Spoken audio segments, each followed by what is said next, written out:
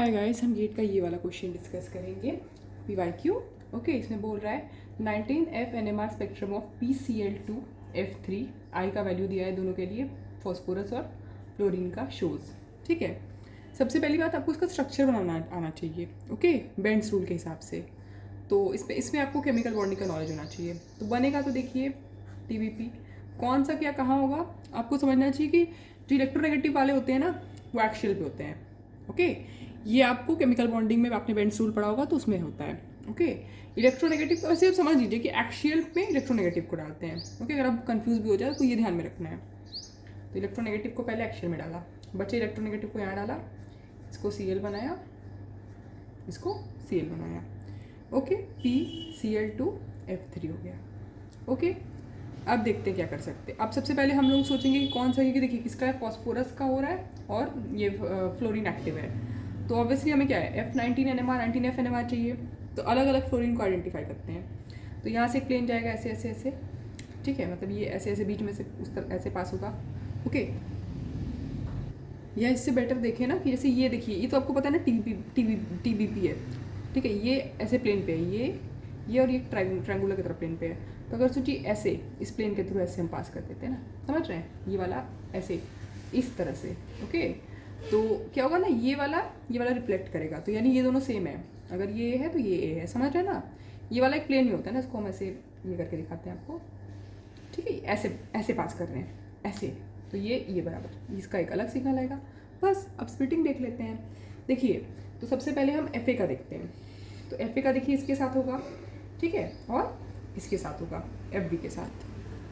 तो कैसे दिखा सकते हैं, अब सोचिए P के साथ हुआ, ऑब्वियसली इसका हाफ है तो भाई N+1 से ही कर सकते हैं ना। अब 2NI करके लिखने की जरूरत नहीं है, इसमें पढ़ सकता है पर जरूरत नहीं, आप समझ सकते हैं ना, इतना प्रैक्टिस हो गया है कि ये वाला सोचिए इन दोनों का इसका स्प्लिटिंग देख रहे हैं, सोचिए इसकी वजह से। तो हम पहले इसका देखेंगे, N+1 से होगा तो पहले एक डबलेट बनेगा ऐसे ऐसे।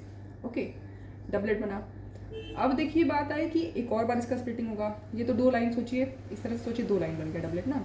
अब इसका इसके साथ भी तो हो रहा है स्प्लिटिंग, FB के साथ, तब भी डबलेट है, इसका भी हाफ वैल्यू है, तो ऐसे डबलेट ऐसे डबलेट। तो इससे हम लोग को दिखा 2 डबलेट्स।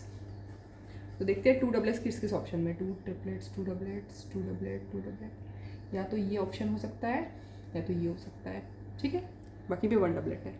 चलिए आगे देखते हैं, पूरा मतलब बिना किए नहीं कंक्लूड कर सकते ना। अब हमें किसका निकालना है, हमें इसका निकालना है। तो इसका, अब आप ये सोच सकते हैं ना कि पहले किसका देखें, क्योंकि देखिए इसका इसके साथ होगा। अच्छा, इसका तो देख लिए हम ना, अब इसका देखेंगे। सोचिए अब FB का देखिए, इसके साथ भी होगा, इन दोनों के साथ भी। अब ये दोनों है, यहाँ आपके ध्यान में रखना है कि ये दोनों है अब, ठीक है, इसका इसके साथ हुआ। तो आप सोचेंगे पहले क्या करें, पहले इसका इसके साथ करके देखें कि पहले इसका इसके साथ करें। तो आप वो करेंगे ना, जो ज़्यादा पास होगा इसका J1 होगा ना, के पास है, ये एक बॉन्ड दूर है और ना J2 है, तो पहले इसके साथ हम लोग कपलिंग देखेंगे ना। तो इसकी वजह से इसका कपलिंग क्या होगा, ऑब्वियसली पहले तो डबलेट ही बनेगा। अब इसका इसकी वजह से अलग होगा कि 2 हैं ये लोग ना, तो 2 × N2, क्योंकि 1 2 हाफ +1 3, मतलब अब हम इसका क्या करते हैं, ट्रिपलेट बनाएंगे, 1 2 3 1 3। तो 2 ट्रिपलेट्स हो गया और 2 डबलेट, तो 2 डबलेट्स के साथ 2 ट्रिपलेट, ये तो 1 ट्रिपलेट है, इसका आंसर A हो गया। ओके, तो ये हमारा इसका सोल्यूशन हो गया। Thank you.